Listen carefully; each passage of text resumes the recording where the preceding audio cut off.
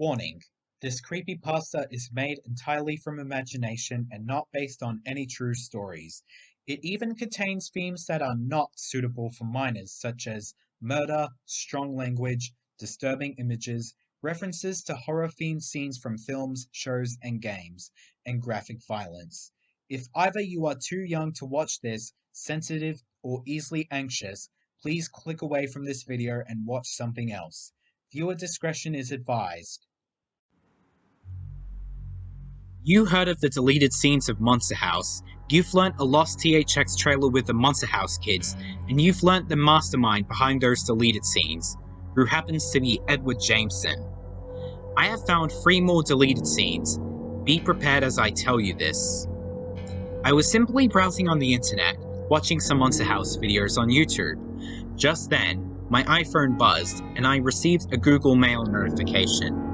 The email was from Gil Kennan, the director of Monster House. The email read, "Dear name withheld, I have found 3 more deleted scenes of Monster House in the archives of Sony headquarters. Since you are one of those people to discover those deleted scenes, I have decided to share them with you. However, please don't screen them publicly. From Gil Kennan." I was surprised that the director of Monster House just emailed me.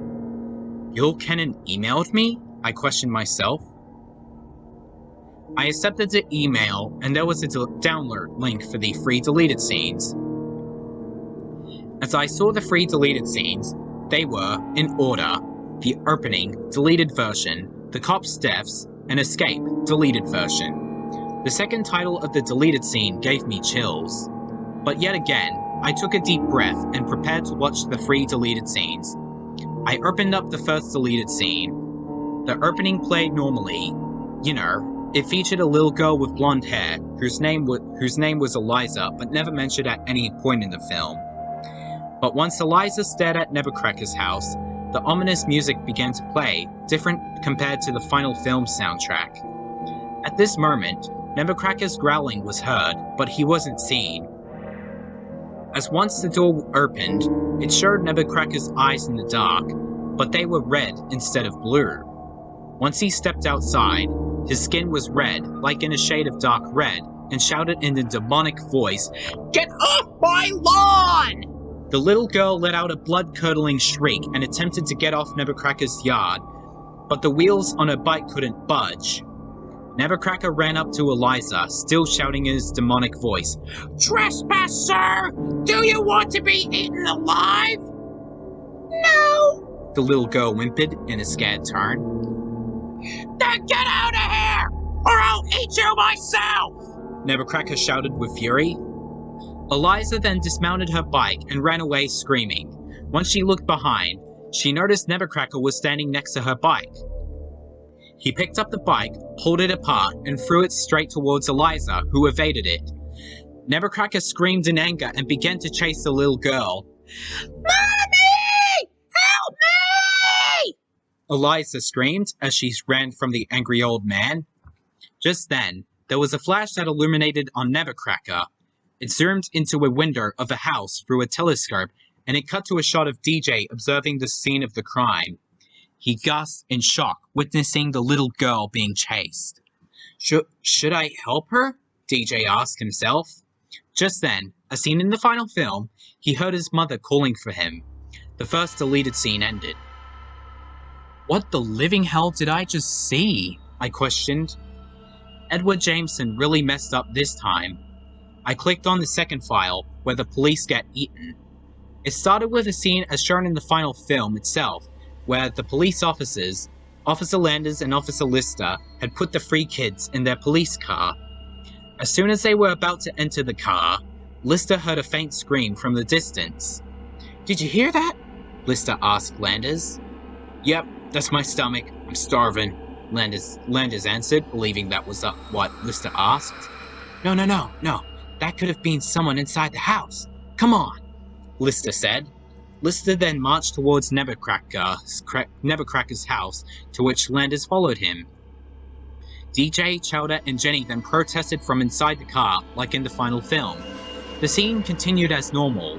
However, once Lister pointed his gun to a tree, The branch turned his gun towards him and shot him in the shoulder. Nick fell to the ground, holding his injured shoulder and grunting in pain. "Officer, help!" Lister yelled. Just then, the branch picked it up by the ankle. DJ, Chowder, and Jenny screamed in horror from inside the car.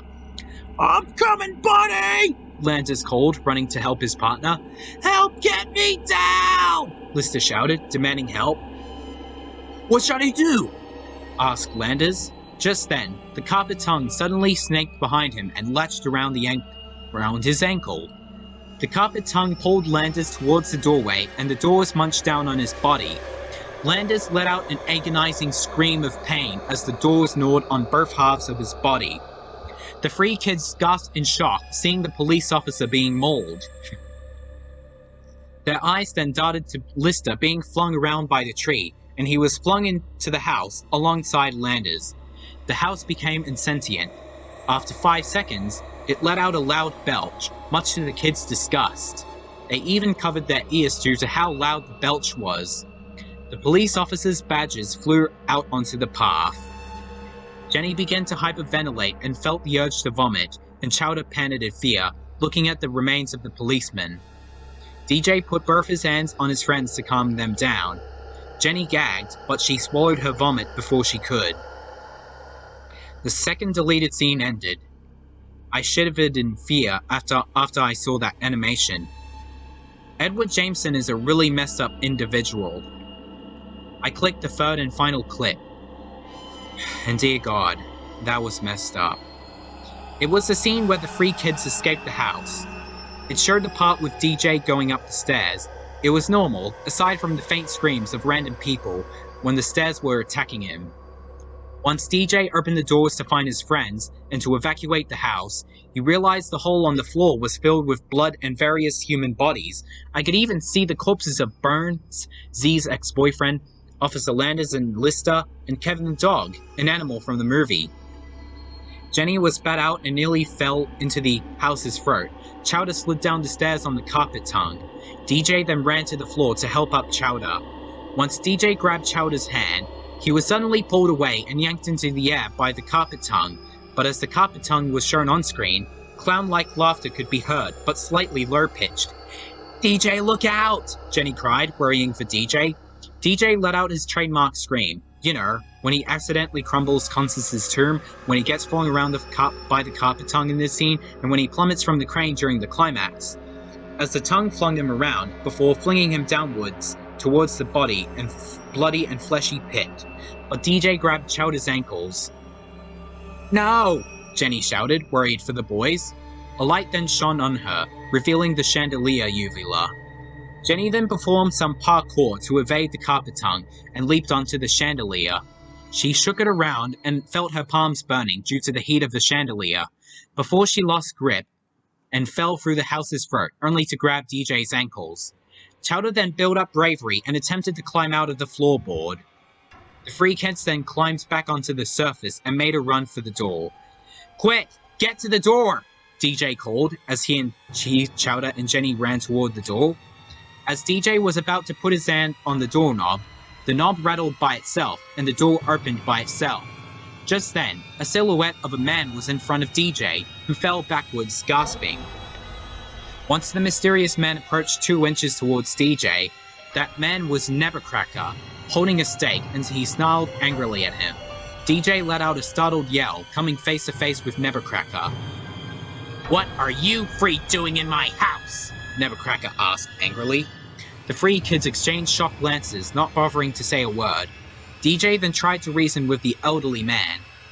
This was a mistake. This isn't what it looks like."